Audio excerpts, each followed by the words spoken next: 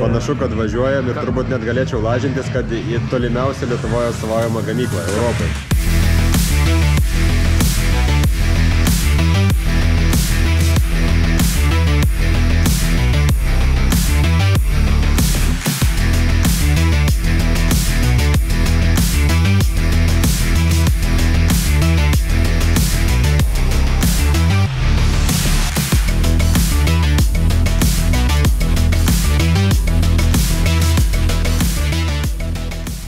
Atvykom su komanda į Santiago de Compostela vietą.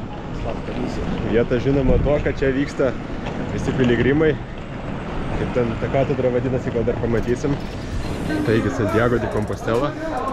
Miestas, šalia kurio yra ten Cancelo Munčių ir Žvezų gamykla ir žymioji katedra. Skrydžiai mums užtruko 5 valandas. 3 valandos iki Londono Stansted oro uosto su Ryanairu iš Vilniaus ir nuo ten iki Santiago de Compostela vėl su Ryanairu 2 valandas 10 minučių. Bet yra vienas patarimas, jeigu kažkas keliausit panašiai, tarp skrydžio iš Vilniaus ir skrydžio į Santiago yra 1,5 valandos tarpas. Tai turėjom labai skubėt ir spėjom minutę prie vartų. Laimei skrydis vėlavo ir dar pastovėjome eilėje, bet šiaip galbūt būtume ir pavėlavę, jeigu būtų buvusios didesnės eilės. O gavos taip, kad išeini iš oro uosto, eini su visais per bendrą išėjimą ir tada vėl iš naujo turi praeiti visą patikrą, pasus ir taip toliau. Dėl to visas procesas užtrunka ir negali tiesiog pereiti į kitus vartus. That's our friend Mateo from TMC Cancelo now. The best manager we can find in this part of Europe.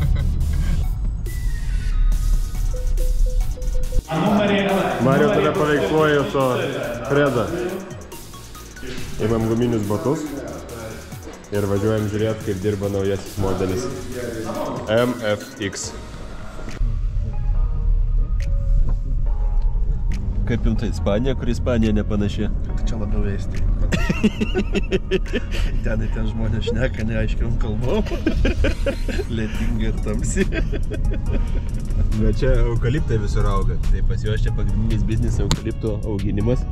Sakė, per 9 metus išauga eukaliptai. Kas 10 metų reikia visą Ispaniją išfrezuoti. Tai jam tai pasisekė, čia klientų gerai. Su Makanu dar važiuojam, bet Diana už mūsų neaišku, kaip ten bus.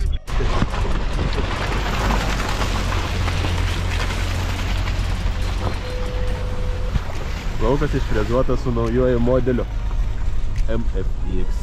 Stovi fendukas, tai žiūrėsim. Makanas neblogai tvarkosi su offroadu.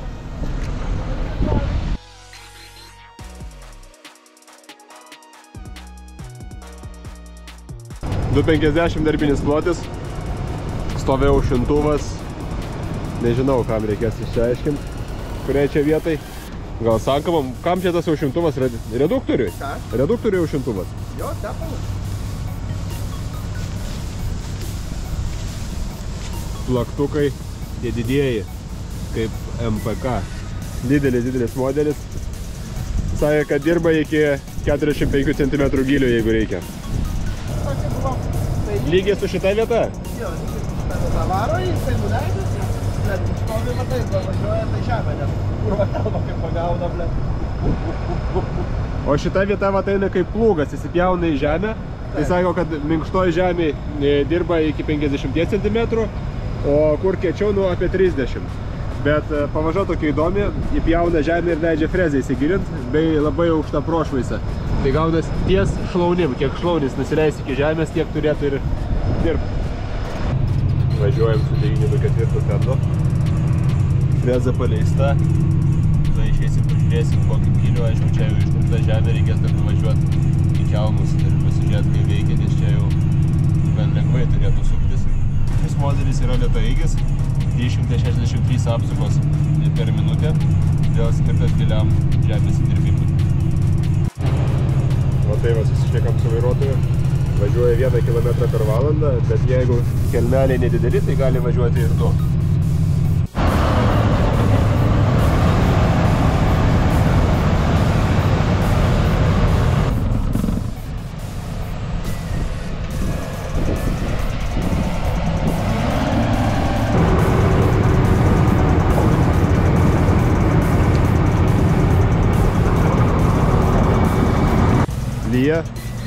Galisijoje visą laiką šlapia. Tuo čia taip įlysiu, kad neišeisiu. Arba smigsiu iki kelio. Čia va jau penas komentatoriam.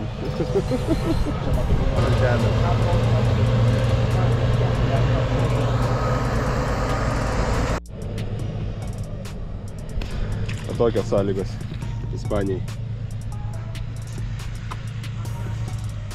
Dabar jau žiūrim, kaip atrodo frezavimas išpjautoje eukaliptų pievoje. Fen 942, dabar važiuoja visai greitai, apie 3 km per valandą.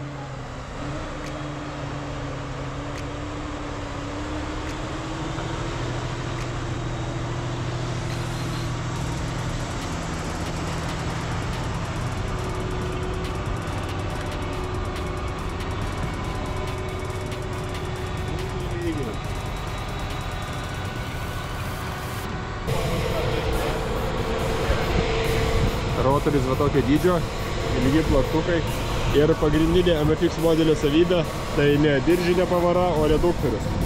Busim gamyklą, tai pasižiūrėsim galbūt kaip atrodo iš vidaus. 7 tonas į žemę turėtų neblogai lyst. Kaip atrodo skanus ispaniškas kumpis.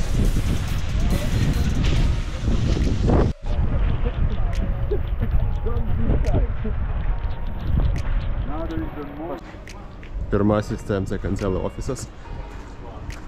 Randasi visai priešais naują įmonę. Netrukus ją aplankysim.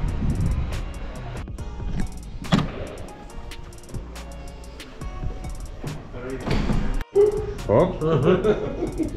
Technical office, where we draw the machine, where we manage the code of spare parts, all the draw of spare parts, and Ateik, parodysiu 2 milijonus eurų. Spare parts for forestry machine, for soil machine. Va. Gal ir daugiau čia.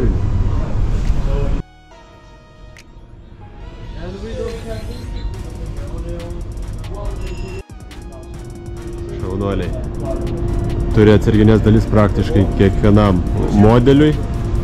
Visą galima čia atskirai nusipirkti. Kiekvieną kėbulo detalę, kiekvieną plaktuką, guolį, riebokšlį, kardaną, ką nori. Tikrai atsisiųsti.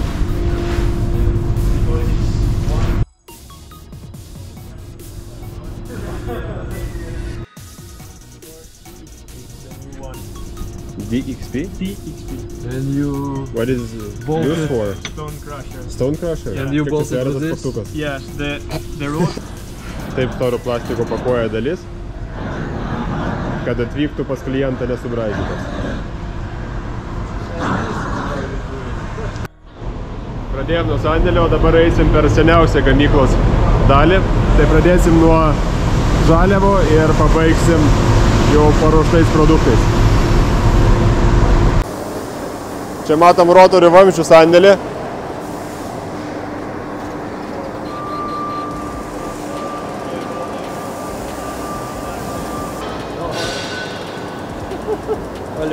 Just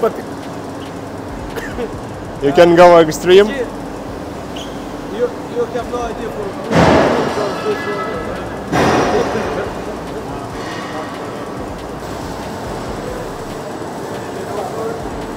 well the support on the rotor, but well.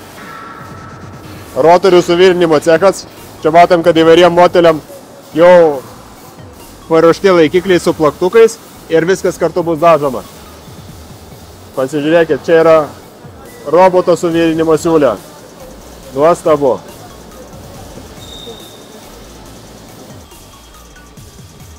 Atrodo paprastas dalykas, kaip suvirinti laikiklius ant vamzdžio, bet suvirinimo kokybė tiesiog ideali.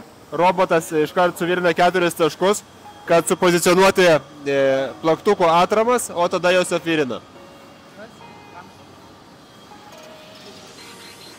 O čia jau didžiųjų frezų velenai. Kiek čia to diametro turėtų būti? Daug. Čia jau matyti sunkiausių modelių rotoriai. 2 virinimo robotai ir vienas laikantysis, kuris laiko detalę. Tai kiek čia? 4D. Čia kaip tik vyksta roboto apmokymo procesas, kad teisingai paimtų ir privirintų dalį. Šis robotas pilnai automatizuotas, turi čia padėtas visas auseles, o kitoj pusėj visus plaktukus ir pats automatiškai paima, ko jam reikia ir virina rotorių.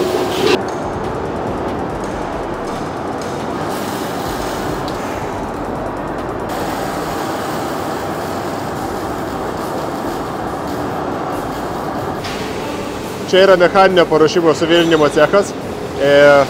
Suvirintojai prideda tas dalis, kurių nelabai įmanoma arba sudėtinga padaryti robotui, o sutaškuotus rėmus, sutaškuotus kėbulus jau veža robotiniam suvirinimui.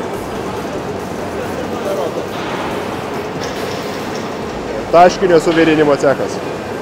Matome, kaip gimsta mulčeriai.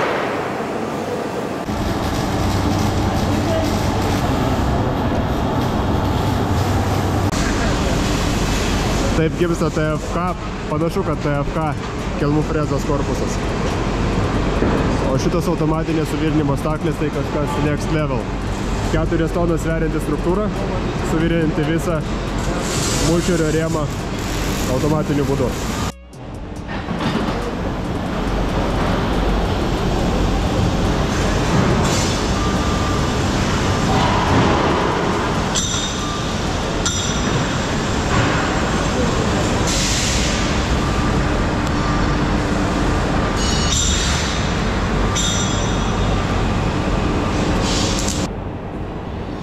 Čia panašu irgi vyksta roboto apmokymo procesas, kad kiekviena siūlė eitų teisingai ten, kur reikia. Operatorius su pulteliu.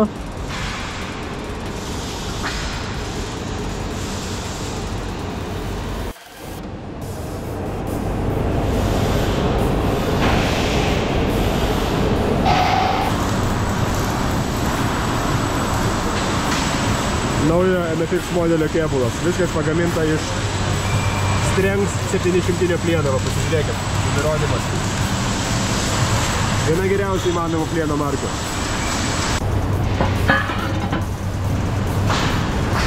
Čia yra vienas rimtas plieno gabalas apsaugantis reduktorių, nes MFX freza jau bus nebe diržinė, o su krumpliaratinė pavara.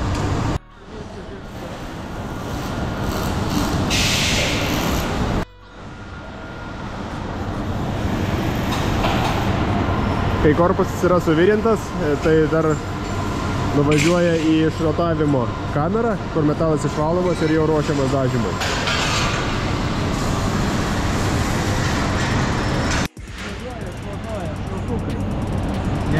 Šakiniai krautuvai visi turi planšetės, kurios veikia kaip navigacijos. Kiekvienas darbuotojas paspaudžia, kai įvykdo savo operaciją ir sistema automatiškai nurodo krautuvo vairuotojui, kur važiuoti, ką paimti ir kur nuvežti. Taip atrodo galiniai velenai, volai, ant kurių važiuoja mulčeris. Viskas apsaugota, pas laikiklis ašelės įvykdytos šioje vietoje ir volis įsistato po apsaugą, todėl žemėm ir kitiems nerumam patekti į ašelį į karščiausią vietą praktiškai neįmanoma.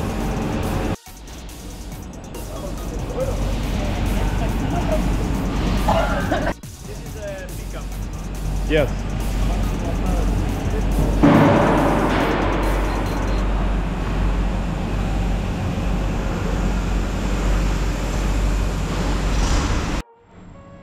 Feria de Francia, Bélgica. La feria de Francia. Čia tie specialūs dantis aštrus kelmam, kur skaitosi, ar ne?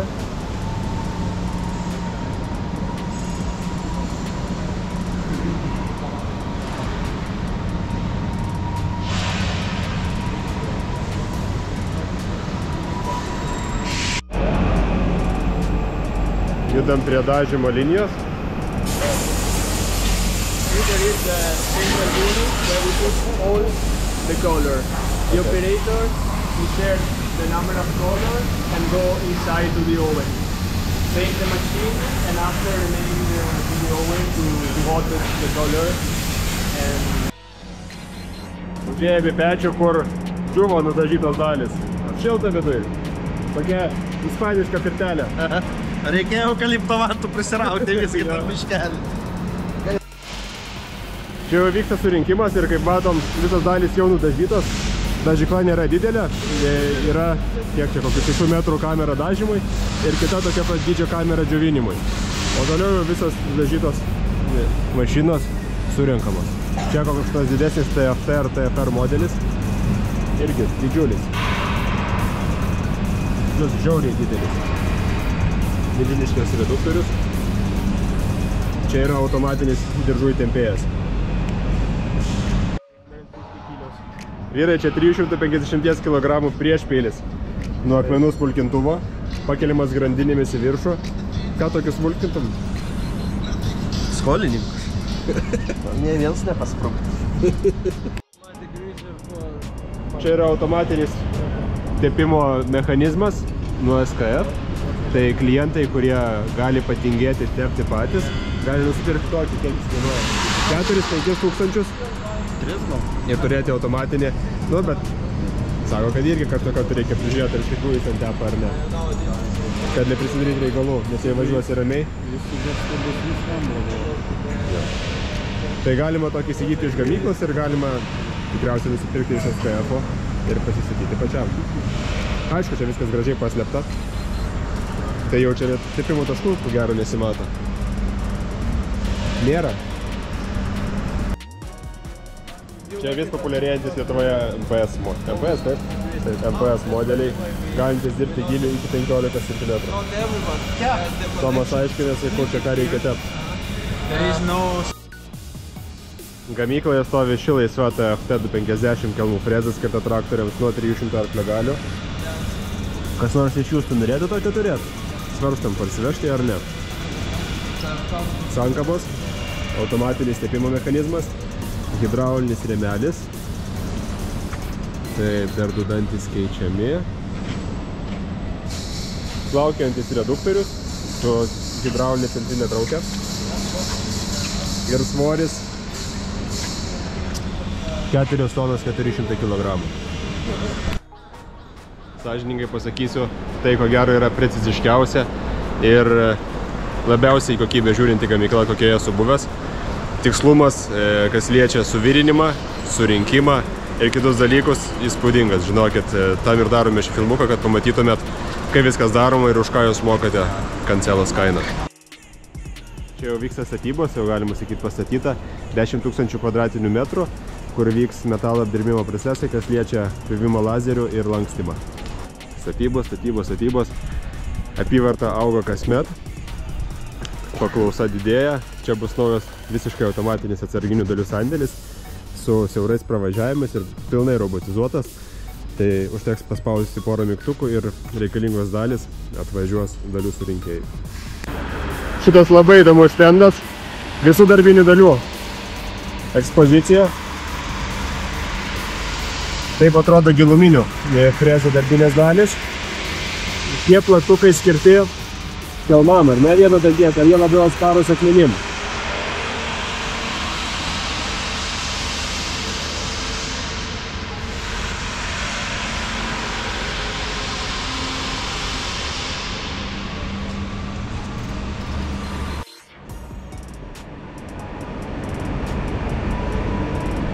Čia yra mulčerio pjūvis kažkurio iš modelių. Matomai su bolt-top sistema, čia iš stovi 27 mm varžtas ir A18 tipo TMC kancelo plaktukas, o čia yra rotoriaus pjūvis. Kiek čia kokie 15 mm ar 16, tai pabandykit sulaužyti tokį rotorių.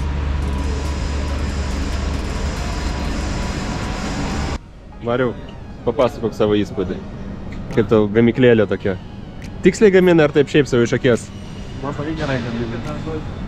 Šnekėt, nusišnekėt. Reik šnekėt. Kad žiūrovai būtų įdomu klausyti. Geriau net. Marius jau praktiškai galės paleisti šitą mulčerį pas klientą, užsimerkęs. Atvykom į garsų piligrimų miestą Santiago de Compostela. Gamyklai visi klausimai atsakyti, pamatėm, pakalbėjom, dabar turistaujam.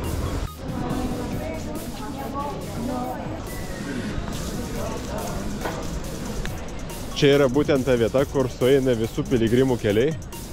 Pagrindinė sankryža Santiago de Compostela. O čia didžioji katedra. Tiesiog milžiniška, ko gero didžiausia, kokia esu matęs.